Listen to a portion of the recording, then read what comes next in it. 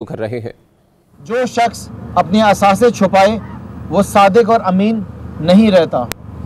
लिहाजा हमने ये फैसला किया है कि इस केस को हमने मंतकी अंजाम तक पहुंचाना है। सुप्रीम कोर्ट इस केस को हम लेकर जा रहे हैं और आज इलेक्शन कमीशन ऑफ पाकिस्तान के अंदर हमने ये दरख्वास्त दी है कि ये हमें इजाज़त दी जाए कि इस केस को हम सुप्रीम कोर्ट ऑफ पाकिस्तान लेके जाएं।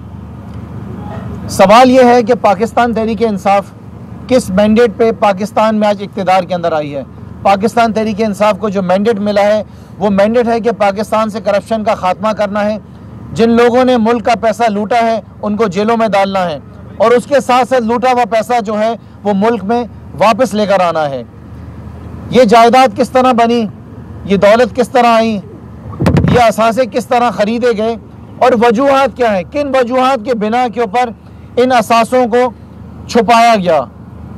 लिहाजा हम समझते हैं कि इस मामले को हमने बड़े फोरम के ऊपर लेके जाना है। जो बड़ा forum supreme court of Pakistan है, पार्टी ने ये फैसला किया है और इंशाअल्लाह ताला कामयाबी इसके अंदर पाकिस्तान तहरीक इंसाफ की होगी। आपके पास कोई सबूत है ही नहीं। इलेक्शन कमीशन जब आप आए, इलेक्शन कमीशन भी एक बहुत बड़ा फोरम है, अगर जो सुप्रीम कोर्ट अपेक्स कोर्ट है, तो ऐसे कौन सी जो है ना वो सारे आपके हाथ आ गया है जो आप सुप्रीम कोर्ट को बताएंगे और यहाँ नहीं बताना चाहते। ये वो सारे शवाहिद हैं जिनको अब हमने अटेस्ट भी करवा लिया है, नेशनली भी और इंटरनेशनली भी। ये सारे वो शवाहिद हैं जिनको हमने तस्दीक मुकम्मल करा ली है, क्योंकि कुछ सबूत ऐसे हैं कि जो कि नेशनली हमने उसको कराया और कुछ सबूत ऐसे हैं जिनको हमने इंटरनेशनली इनको हमने अटेस्ट करवा लिया है। ये बड़े ज़बरदस्त सबूत हमें मिल गए हैं और ये पैगाम मैं आसिफ अली जरदारी साहब को देना चाहता हूँ कि जनाब अब बचने वाले नहीं हैं आप तैयारी कर लें अपनी। हमारी तैयारी सारी मुकम्मल हो गई है, तस्दीक हो चुकी है और इसी तस्दीक की बिना के ऊपर पहले तो कुछ चीज़ें रिवील हुई थी, इसी तस्दीक की बिना के ऊपर अब हम इस केस को सुप्रीम कोर्ट ऑफ पाकिस्तान लेकर जा रहे हैं। साहब, आप रुकने असेंबली हैं, आप कवायद नहीं जानते सर? आप रुकने सिंध असेंबली हैं, आपको तरीकाकार भी पता है कि किसी सिटिंग एमएनए या एमपीए सेनेटर को हटाने के लिए कंसर्न फोरम स्पीकर या चेयरमैन सेनेट है। अगर आपके पास सबूत आ गए हैं तो कौमी असेंबली में आपका अपना स्पीकर बैठा हुआ है, पीटीआई का है, उधर दें दरखास्त, वो फिर रेफरेंस भिजवाएं इलेक्शन कमीशन ऑफ पाकिस्तान को, बजाय आप इलेक्शन कमीशन या सुप्रीम कोर्ट से रजू करने के। सुप्रीम कोर्ट ने फिर आपको इधर भेजना है। जी जनाब, बिल्कुल आपने सही फरमाया और जिस तरीके से मैंने आपसे कहा कि जो सबसे बड़ा फोरम है वो सुप्रीम कोर्ट ऑफ पाकिस्तान का फोरम है।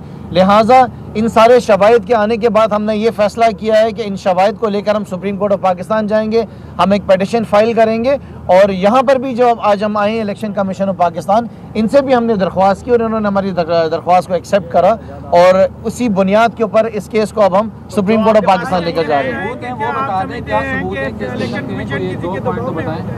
जो आप सुप्रीम कोर्ट जा रहे हैं क्या इलेक्शन कमीशन किसी के दबाव में आ जाएगा?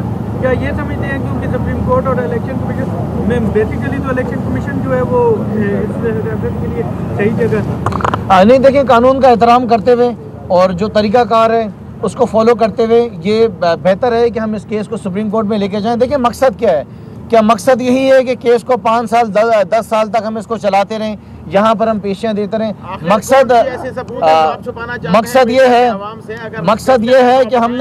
मकसद ये है कि इस केस को हमने मंतकी अंजाम तक पहुँचाना है और जो शवाहिद मिले हैं उन शवाहिद की बुनियाद के ऊपर मैं समझता हूँ कि आसिफ अली जरदारी साहब अब बच नहीं सकेंगे।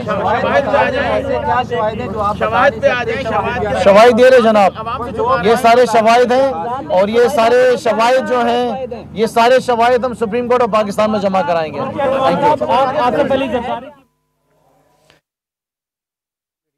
यू। कर रहे थे, उनका कहना था कि इलेक्शन कमीशन में दरख्वास्त जमा करवा दी है और केस सुप्रीम कोर्ट में लेकर जाएंगे। मैंडेट मिला है कि पाकिस्तान से करप्ट का खात्मा करना है, करप्ट लोगों को पकड़कर एहतसाब करना है। आसिफ जरदारी के खिलाफ शवाहिद को अटेस्टेड करवा लिया गया है अंदरून मुल्क और बैरून मुल्क से।